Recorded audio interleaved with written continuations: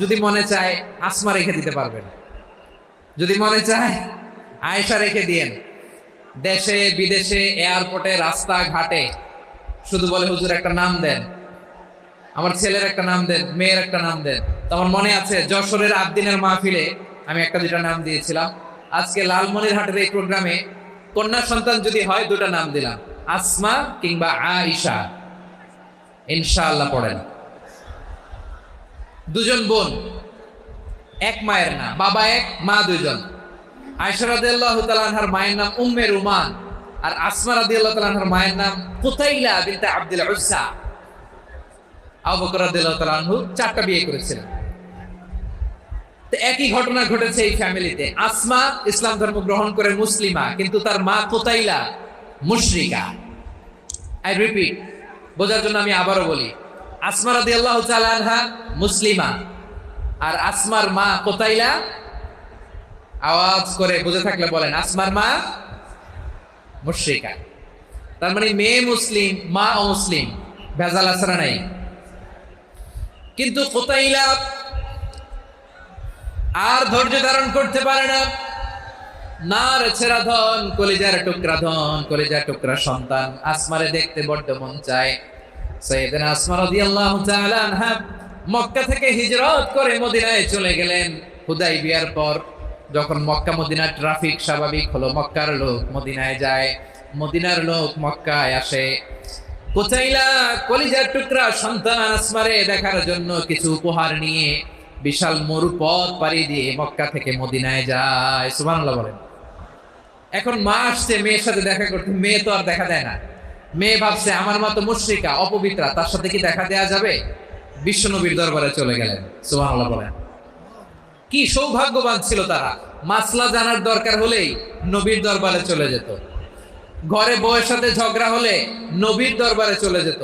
অনেক সাহাবী বলে আমার পেটে ক্ষুধা লাগলো আমি নবীর কাছে চলে যেতাম, কারণ নবীর চেহারার দিকে তাকালেই আমার পেটের ক্ষুধা মিটে যেত। সাইয়েদনা আসমা রাদিয়াল্লাহু তাআলা আনহা বিশ্বনবীর কাছে চলে গেলেন, যে বললেন ইয়া রাসূলুল্লাহ ইয়া হাবিবাল্লাহ ইন্না উম্মি কাদিমাতুন ইলাইয়া ওয়া হিয়া রাগিবা। আমার মা মক্কা থেকে অনেক দূর মরুর পথ পাড়ি দিয়ে উপহার সামগ্রী নিয়ে মদিনায় আমার সাথে দেখা করতে এসেছে গো নবী। আমার জানতে বড্ড ইচ্ছে হয় আমি আমার মুশরিকা মায়ের সাথে একটু দেখা করতে পারবো কিনা। আফা আসিলুহা, আগে যেমনি আমি আমার মায়ের সাথে ভালো আচরণ করতাম, যেমনি আমি আমার মায়ের সাথে সদাচরণ করতাম গো নবী, এখন আমি মুসলিমা মা মুশরিকা, এখনো কি আগের মতো সদাচরণ করতে পারবো নাকি? বিশ্বনবী বললেন নাম সিলিহা, হ্যাঁ রে আসমা, অবশ্যই অবশ্যই, আগে ঠিক যেমন তুমি তোমার মায়ের সাথে ভালো আচরণ করতে, এখনো তেমনি আগের মতো ভালো আচরণ করবা। আওয়াজ করে পড়েন সুবহানাল্লাহ।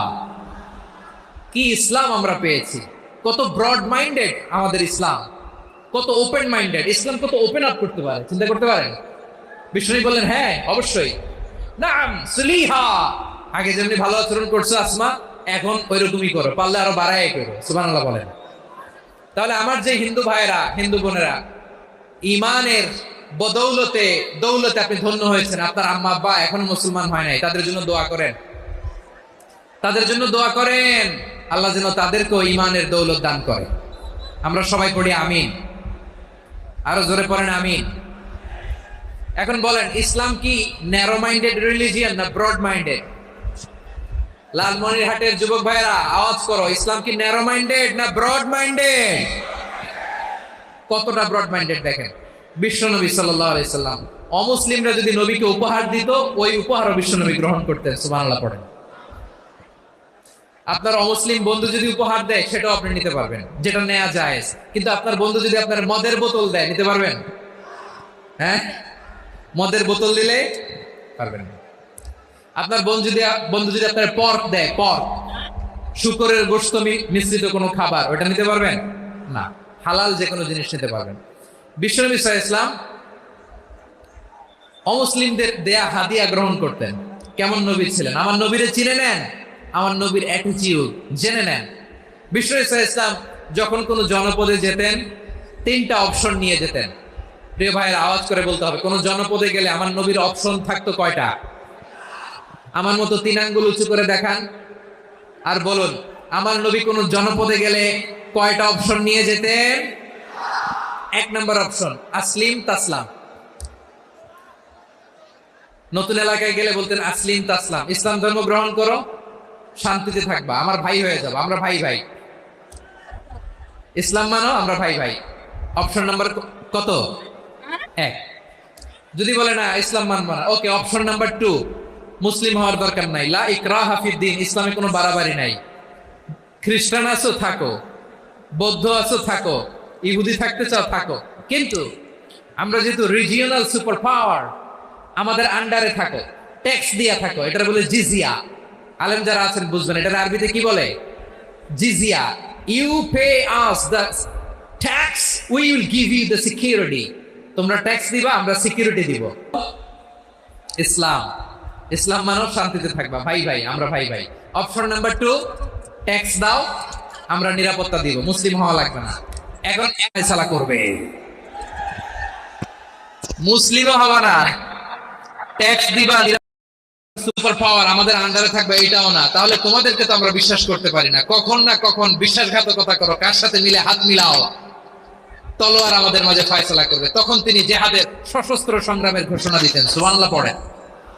দেখেন পশ্চিমারা জেহাদকে এইভাবে চিত্রায়িত করে না, ওরা জেহাদ বলতে বোঝায় তলোয়ার, হাত কাটো গলা কাটো, না, জেহাদ সশস্ত্র সংগ্রাম 3 নম্বরে।